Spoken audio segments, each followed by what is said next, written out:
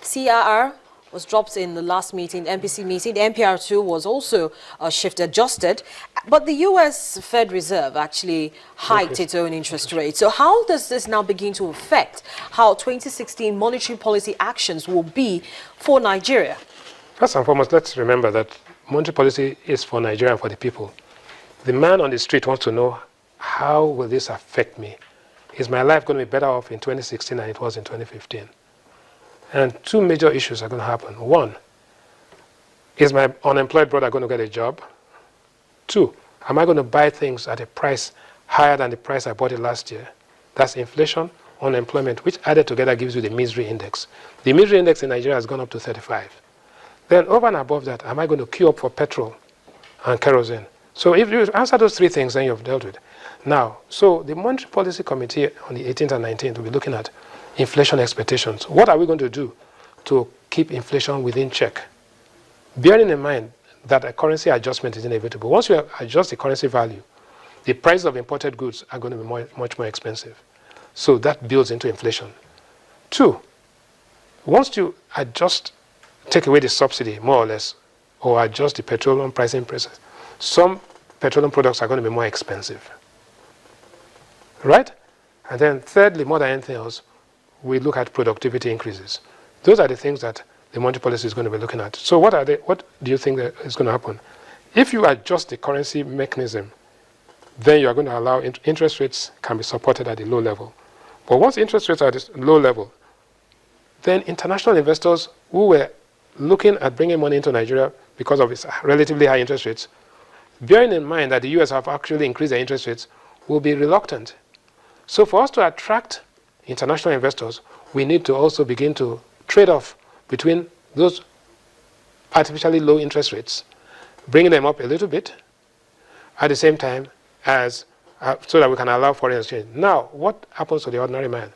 We now have to have social intervention programs like the Bank of Industry and all, so that the ordinary medium-scale investor, the small-scale investor, can access credit. Even if you bring interest rates to 0%, the banks may not lend. Banks lend as a function of risk. And if they consider that the ordinary person down there is too risky, then you have to de-risk the environment by providing government guarantees. And we'll have to do that. So the government has already done something. They've reduced the taxes for smaller businesses. There's a proposal to reduce taxes for those who are listed so that they encourage people to go and list on the exchange, which will drive market activity. Market's already down. So I think that all put together, 2016 is going to be a better year for the ordinary person, but I don't want us to go away and deceive the Nigerians that they're going to wake up on January 2nd and find themselves living in El Dorado. No, they're not. There's a lot of work to be done by the Nigerians. There's a lot of work to be done by the policymakers in terms of understanding that markets work and our policies should be consistent. We reduce uncertainty and make risks moderate to low. And then once there's that consistency, investors will bring money in, and that we should realize that whilst corruption is a problem, and a major problem, that inefficiency is a worse problem than corruption. We lose more money to inefficiency than corruption. So you need to tackle corruption viciously, like we are doing, but we need also to deal with inefficiency. The federal government is planning to raise a Eurobond in the first quarter of 2016. What are your thoughts on this? Necessary. It's important. First and foremost, that is why we must do things so that the rating agencies will like what we're doing. We must communicate with them, which is what is going on. And then if you do that, you are actually bringing money in. But the Eurobond is going to be targeted at projects. It's going to be project-specific financing, not general purpose financing. You're not going to borrow money to buy petrol and kerosene. Nobody will lend you money to do that.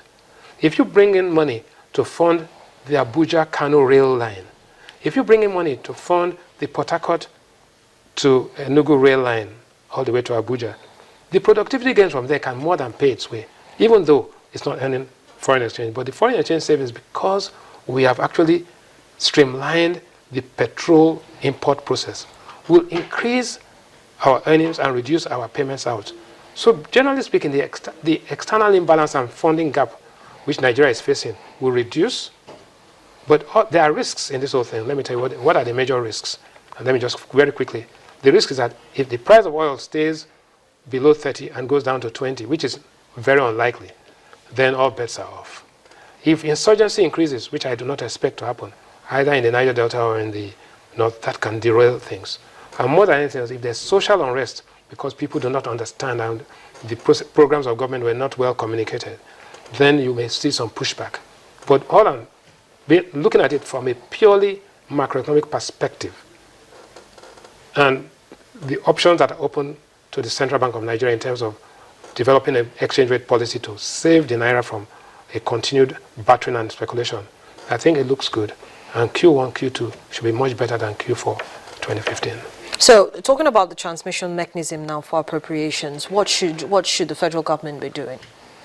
The federal government, I think Kemi Adeosun was very clear that economic efficiency and revenue efficiency. Make sure that there's efficiency and you block the leakages. Then the transmission agencies, which are the banks, right? The banks and the government agencies will effectively put money to work, and people are going to see the effect. And don't forget, we are talking about 55% of economic activity. The remaining 45% is state and local governments. How do you get the states to become more business-like? How do you get the states to forget their attitudes, which are, to all intents and purposes, negative? How are you going to get them to become efficient and not become local warlords? So those are the things that we are going to have to. We have reformed to a large extent the thinking of the federal government, but we have not touched anything on the state. State governors are still behaving like sheikhs. We have to stop that. The other day I was on a plane with a state governor, had 12 people flying with him, and I didn't know exactly what he wanted to achieve with 12 people on a flight with him. So, looking at the budget now, do you think it's a realistic figure, going by what we're experiencing, and looking at the key assumptions for the 2016 budget? We have oil prices kind of likely to get down to as low as $30 a barrel. Well, energy market analysts actually projecting that. So, do you think that this budget is 6.08 trillion naira is appropriate to carry through for 2016? It's a good and optimistic budget, but let me be honest with you. $38 a barrel is realistic. I expect oil prices to range to go towards 50 in the second half. The production figure of 2.2, I do not think we can achieve because the market is already soft. If we increase our production from 1.9 to 2.2, we'll actually bring prices down. So I think it's in Nigeria's best interest to look at 2 million barrels. The deficit of 2.2 trillion naira, I think, will expand and we're going to have to borrow more.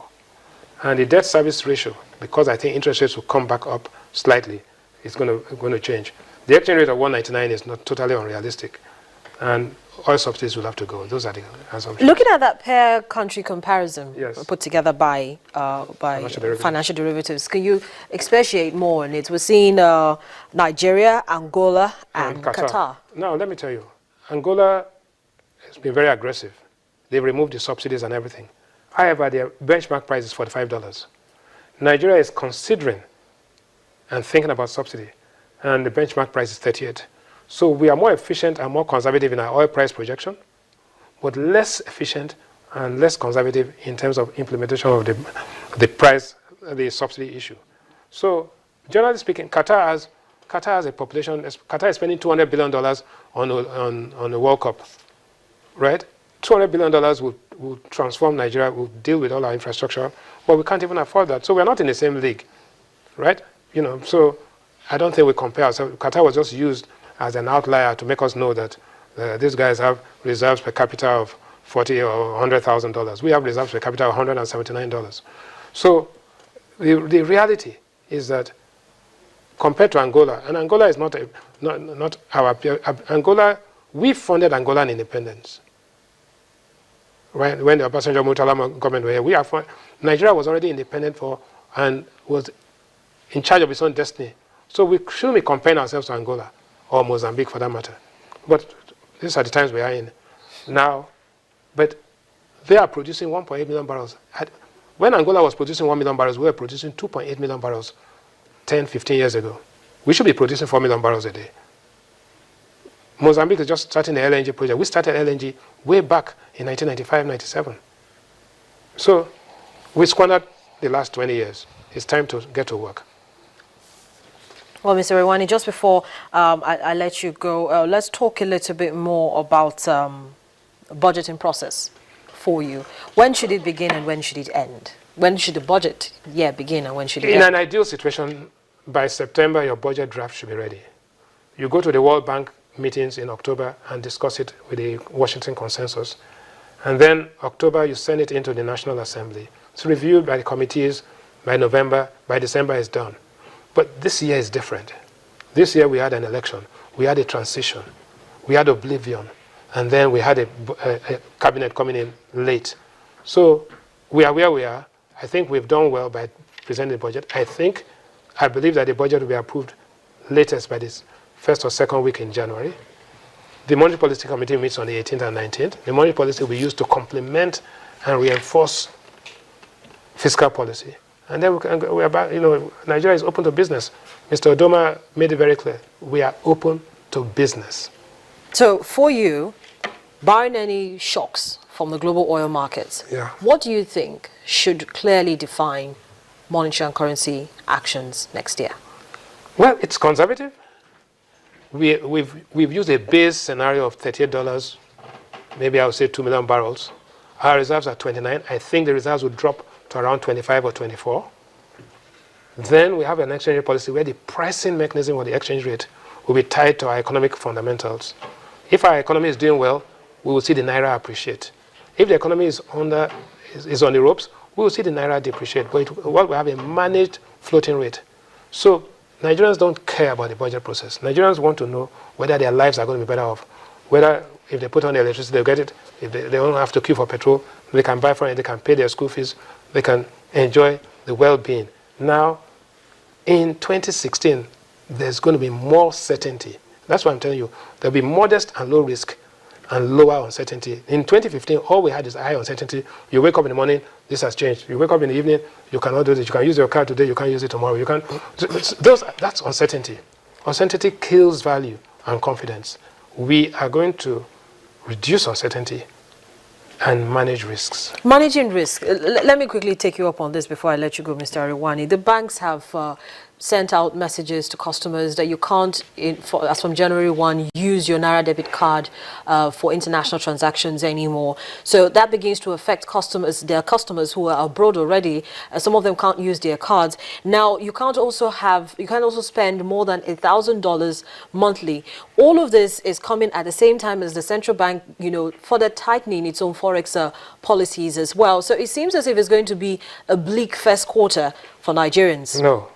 You see, what has happened is that all those are symptoms of rationing. Once you start rationing, if you wear a white shirt, you can't buy it. If you wake up in the morning, you can't do this. That's what I call uncertainty. When in 2016, the era of rationing will be over, we are going to come up with a pricing formula that will allow those who can afford things to buy those things. If you use your card, you use your card. If you can't use your card, you can't use your card. It was abused because there was speculation. One rate was 199, the other one was 270. So people went into the bank, drew their $4,000, paid 800,000 naira, and sold it and made 320,000 naira. If you have a return on 320,000 naira for spending 800,000 for 5 minutes, even those who are selling cocaine will abandon that job and start doing this. This is what is happening. One man was arrested yesterday with 100 ATM cards at the airport. What was he going to do? He was going across the border to... Look, you cannot manage... You can't police a market. All you have to do, the only thing that makes a market work efficiently is a price mechanism. It has been proven beyond reasonable doubt. That is class 1 economics. You don't need to be a rocket scientist. Everybody knows it. So we should move away from playing with mirrors and dealing with reality. So in our article, we said the long journey from economic vanity to financial reality. That is what has happened. This budget is about moving from vanity to reality. Mr. Rewani, thank you so much for coming on the program this morning and sharing your perspectives with us. Thank you.